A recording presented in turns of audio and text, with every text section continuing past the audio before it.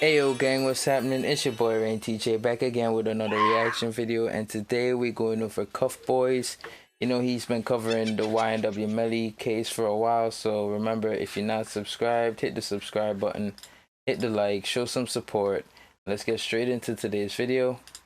The YNW Melly trial might get even harder for Melly if this motion is granted. Prosecutor Alexandra Buckaloo filed a motion for admissibility of consciousness of guilt evidence and request for a ruling prior to jury being sworn. This is a 24-page document that recounts everything that's happened in the night of the murders, but then it also explains the witness tampering that allegedly happened as well on camera, and then the jail calls, and the code language that Melly allegedly said to his ex-girlfriend in the notes. And basically the prosecutor wants this to be in court evidence. They want this to be in the trial, that he was trying to talk to his ex-girlfriend who was a witness for the state, which would essentially be an immediate L. Like, he would have no chance of beating this case if this is in court. Zero chance, he would be fried. So yeah, I'm gonna read this document real quick. If you're new to my channel, subscribe from my Twitter and Instagram. Let's go. State's motion for admissibility of consciousness of guilt evidence and request for ruling prior to jury being sworn. So they're requesting for this to be solved before the jury is sworn in, and then they go on to explain the whole statement of the facts from all the way to the beginning on October 26th when the murders happened and everything. Cortland Henry dropped off the bodies. Cortland talking about the drive-by that supposedly happened and pointing them to the wrong direction the entire time.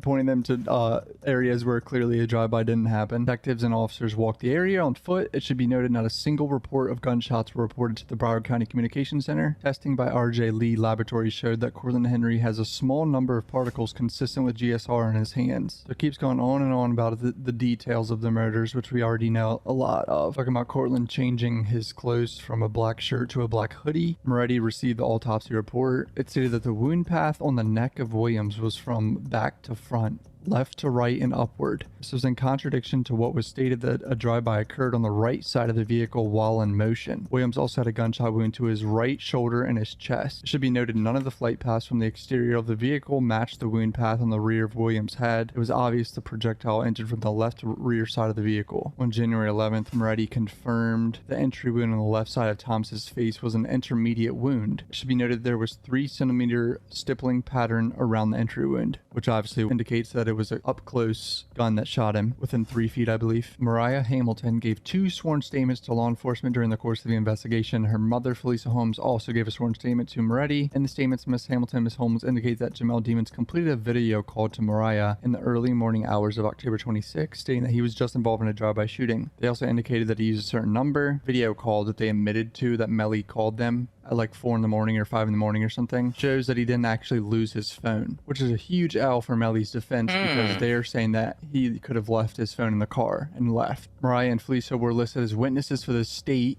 on April 9th, 2019, and then in November of 2021 there's supposed to be depositions for them, but they became uncooperative with the prosecution at this point. Felisa Holmes sent screenshots of an Instagram conversation to Detective Moretti showing that Cortland Henry, while he was on bond for the first time, had engaged in some communication with Miss Holmes. Not good. Not a good look for Cortland. It starts to describe how Detective Danny Polo was monitoring jail calls of James Howard and started hearing stuff about Melly talking to people. I read all this in my last video, by the way. If you want to go watch what happened on the jail cameras, I'll put it up on a annotation up in the corner. You know, they started the code name language that I explained in my last video about ASAP Rocky's baby mama calling Melly's ex-girlfriend Rihanna, also telling apparently Melly's mom not to, talk to the police either. And then they talk about smuggling, the drugs into jail as well. We saw this. Here's when they start citing other cases where this happened and where someone committed a murder and then after the crime they were,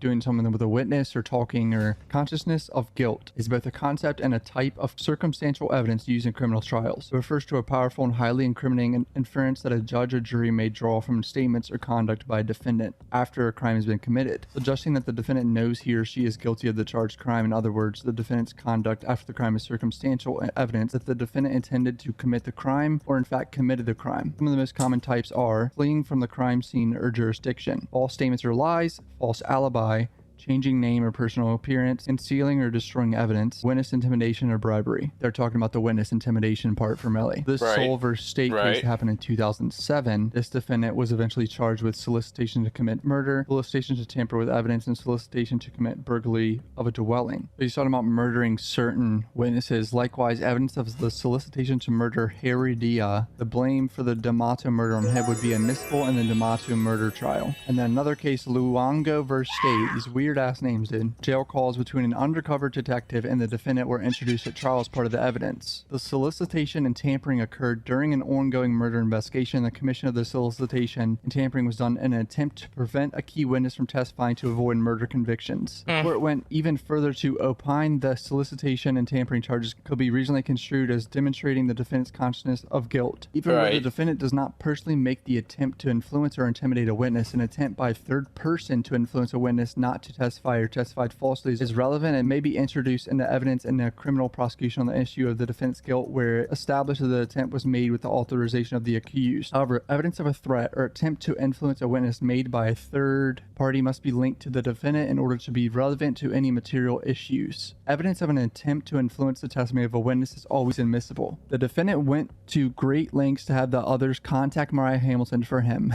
Because he was in jail and had his phone privileges taken away from BSO. Not only did he use his fellow gang member, Terrence Mathis, who was in custody with him, he also utilized his co-defendant, Cortland Henry, who was out on the pretrial release at the time. Making sure Miss Hamilton did not appear in court is clear consciousness of guilt evidence. This evidence mirrors the Luongo case, which is out of the Broward County, and just like Luongo, the solicitation and tampering occurred during an ongoing murder investigation, and the commission of solicitation and tampering was done in an attempt to prevent a key witness from testifying to avoid murder conviction. State hereby moves this honorable court to grant the state's motion for admissibility of consciousness of guilt evidence and request for a ruling prior to jury being sworn. If this is allowed in court and this judge grants this motion for the state to be able to show the jury that Melly went through these great lengths, you know, apparently sending a note under his jail door to someone to say on the phone to Cortland Henry, for Cortland Henry to then contact Mariah Hamilton, he's fried.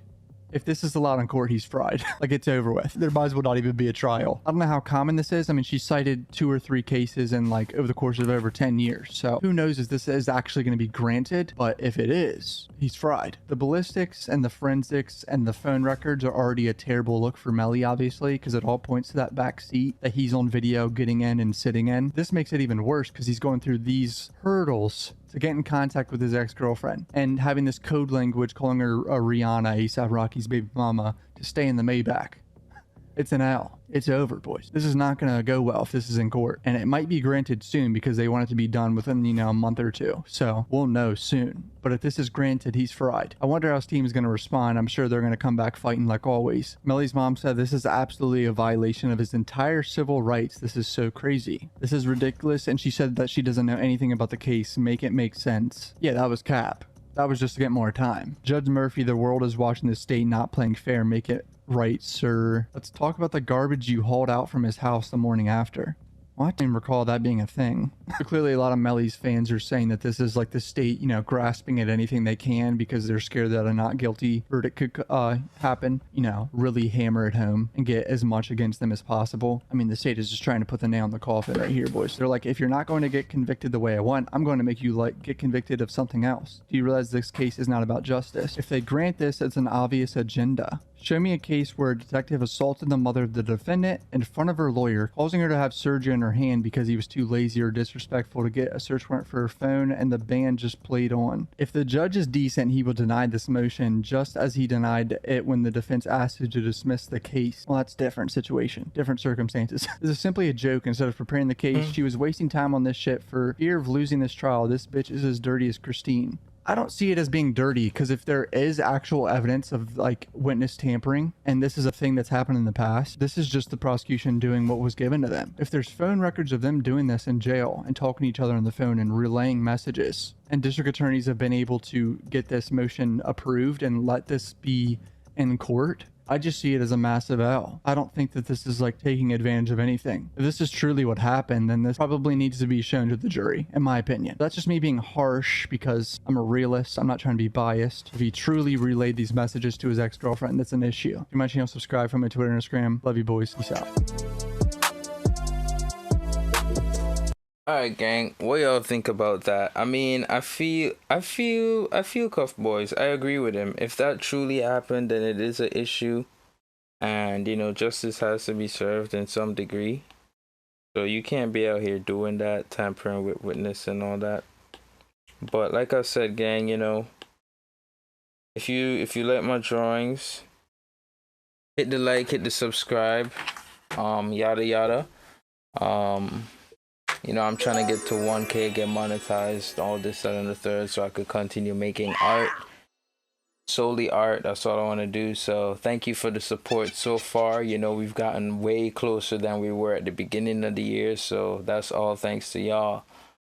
So thanks, and I'm gonna see y'all in the next one.